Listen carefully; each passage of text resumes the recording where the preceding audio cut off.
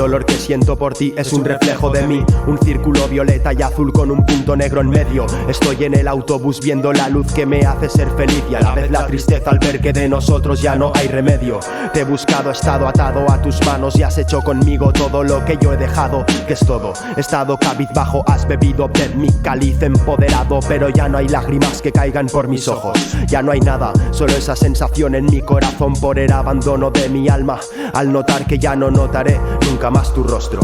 En parte me da igual, el amor trasciende verte cara a cara. Te he dado tanto que me he quedado sin nada, pero soy la nada descubriendo el cosmos. Las historias se repiten, somos versiones de pilares que configuran nuestra realidad.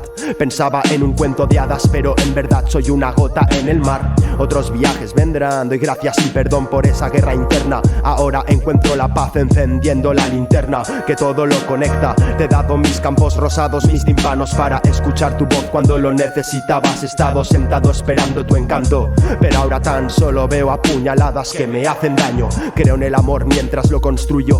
He creído en tu amor en los desayunos. Ahora veo que no, que dolor es lo que me escupes. No pasa nada, mi amor, pero ya no soporto tus actitudes. Creo en mi amor, sé que lo doy a menudo. No sé el control ni se basan los nudos. Es libre, profundo, que vibre en el mundo. Esquivé la llave, calle en mi valle, bajé a la rave de al lado del río. Bailé en naves, leí en braille, volví a la calle para tirarme por el precipicio. La llave es un ángel que abre tus puertas al paraíso. La llave se encuentra siempre dentro de uno mismo. Se repite tu laberinto si no lidias con tu espejismo. Se emite el sonido del hip hop cuando mi vicio es el micro para sentirme vivo.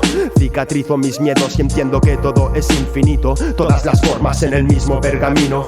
Soy camino, viento y también tu olvido. Soy lo bebido, el instinto que aflora sin pedir permiso.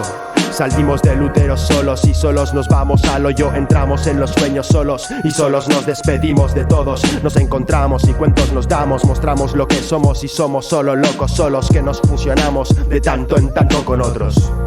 Nos fusionamos de tanto en tanto con otros.